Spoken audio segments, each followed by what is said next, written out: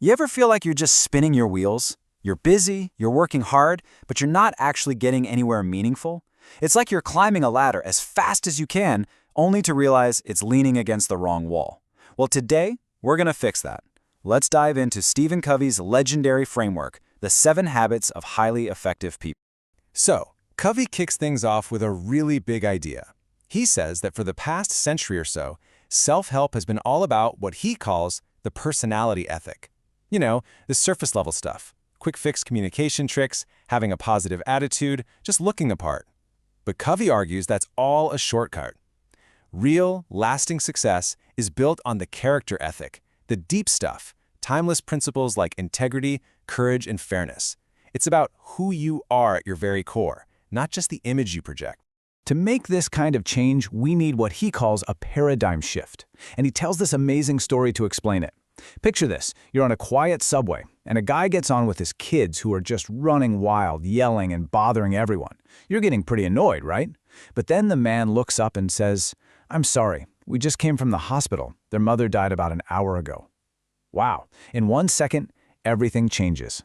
Annoyance turns into instant compassion. That's a paradigm shift, a powerful, fundamental change in how you see the world.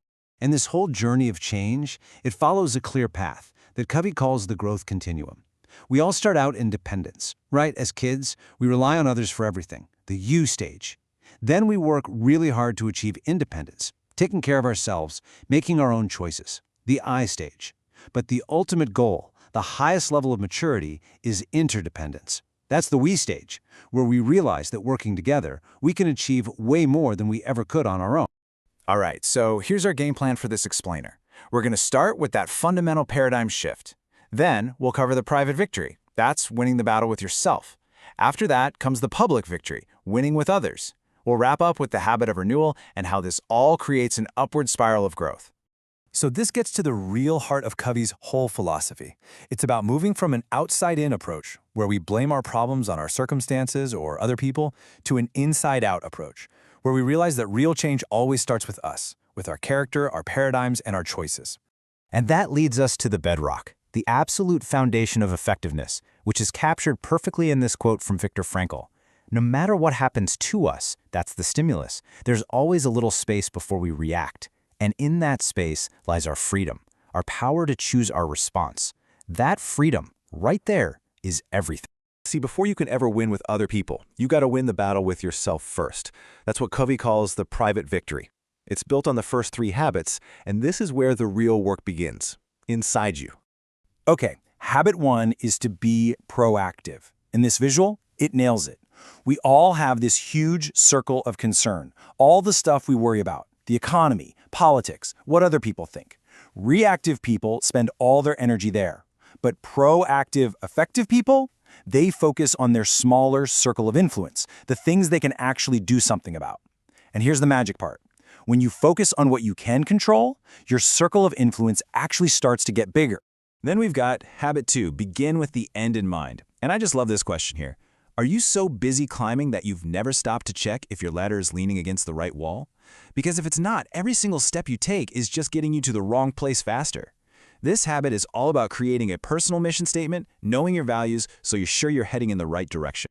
Habit 3 flows right from that. Put first things first. Now, this isn't just about making a to-do list. It's a whole new way of seeing your time. Most of us live in quadrants I and 3, bouncing between urgent crises and other people's interruptions. But highly effective people, they live in quadrant 2. They focus their time and energy on things that are important but not yet urgent. We're talking planning, prevention, building relationships, all the stuff that creates real long-term success. Okay, so once you've got that private victory locked down, you're proactive, you know where you're going, and you manage yourself effectively, now you're ready for the public victory. This is where you move from I to we, from independence to true interdependence. This is habit 4, think win-win.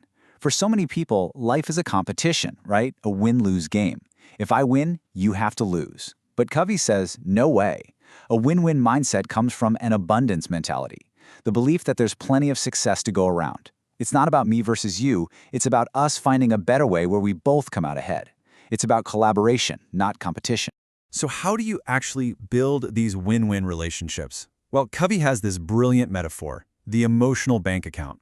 Think about it. With every single person in your life, you have an emotional bank account. Every time you're kind, keep a promise, or truly listen, you make a deposit. You build trust. Breaking a promise or being selfish is a withdrawal. If you keep making deposits, your relationships will be rich with trust. This next quote, well, it's kind of a gut punch for a lot of us, isn't it? We're so often just waiting for the other person to take a breath so we can jump in with our own story or our own advice. We're not really listening to understand, we're just reloading for our turn to talk. This is habit 5. Seek first to understand, then to be understood. And as you can see, there are levels to this stuff. A lot of us think we're good listeners because we operate at level 3, paying attention to the words. But the real goal is level 4, empathic listening. That's listening with your ears, your eyes, and your heart. It's about feeling what the other person is feeling, seeing the world from their point of view. Only then can you truly connect and solve problems together. And when you put that win-win attitude together with truly empathic listening, you unlock something amazing.